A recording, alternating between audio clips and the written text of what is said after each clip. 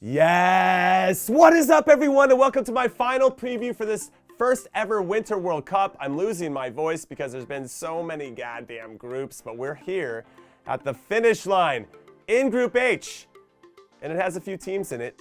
One of them is Portugal, and the man who is working extremely hard to tarnish his legacy, Mr. Cristiano Ronaldo.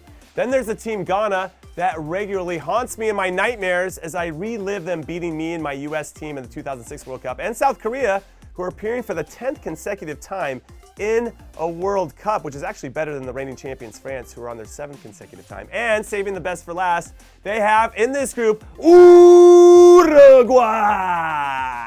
Also, if you're new here, I shot this video before I left California, so by the time you watch this, I'm actually gonna be in Doha, in Qatar. That's right, I'm at the World Cup, and I am the host for all of Fox Soccer's Twitter coverage. So come join me and my former US men's national team teammates DeMarcus Beasley and Sasha Kleshin over on that platform. And make sure to follow me here, especially my YouTube shorts, and at Jimmy Conrad on Twitter, Instagram, and TikTok, to see all the internet that I'm making on a regular basis and to see all the behind the scenes stuff, because I'm gonna have some fun and I want you to all be a part of it. Anyway, let's get after it by starting with some fun facts about each country so that you can be the most intelligent person in the room, especially if you're in a room by yourself, when watching any World Cup game over the next month. And the first fun fact is about Portugal, and it's a quote: "Die and be a hero, or live long enough to see yourself become a villain." And no, I'm not talking about Cristiano Ronaldo. This is about Portugal's manager Fernando Santos, who can't seem to get any more out of his team than he already has, because since Portugal won the 2016 Euros under his guidance,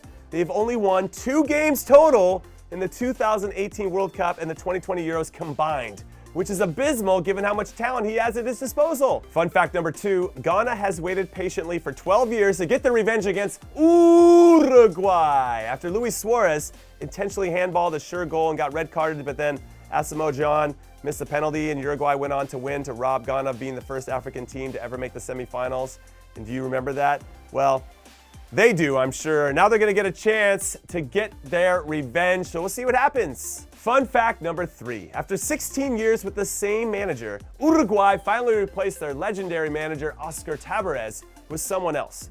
And that someone else is former Inter Miami boss Diego Alonso, who has been excellent for the team.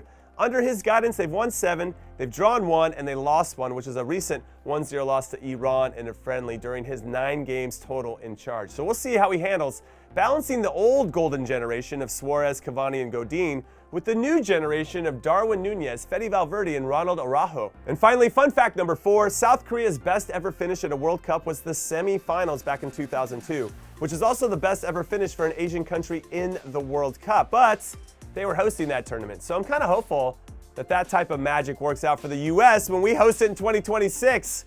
You guys know what I'm talking about, because I would be thrilled for the US to make the semis. And yes, I know I completely hijacked this being about South Korea and made it about the US, but I'm wearing a US jersey and I wanted to talk about the US, and you're just gonna have to deal with it. Anyway, with all these interesting tidbits floating around this hamster wheel of a brain that I call my brain, I'm so tired, there's so many previews. I'm now going to name who I think will be the top scorer of the group, the real MVP from all 4 of the countries competing, and the 2 teams that are gonna move on. So can I get a drum roll, please? Yes, I can. My top scorer of Group G is going to be Darwin Nunez. Yes, I said it. And yes, he worked through some early adversity at Liverpool. And yes, he has to be constantly compared to Erling Haaland, which can't be easy.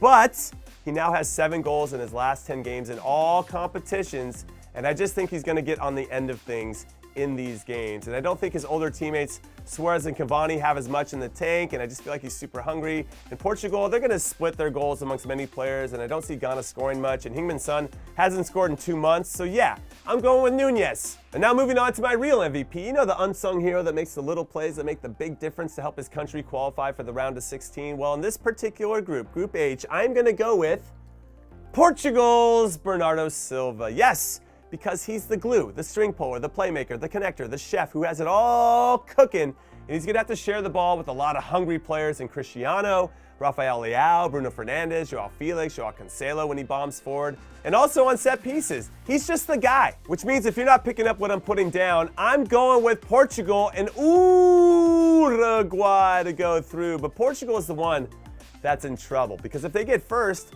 they could draw Serbia in the round of 16, who they got second to in the World Cup qualifying. And if they get second, they could draw Brazil, who are one of my favorites to win it all. And that just sucks. Anyway, those are my predictions for Group H. What are yours? Hit me up in the comments after you hit like and subscribe, of course. And then be on the lookout for more of the good stuff after we get through the group stages. And make sure to tune in for my daily YouTube shorts. I think you're going to really enjoy them.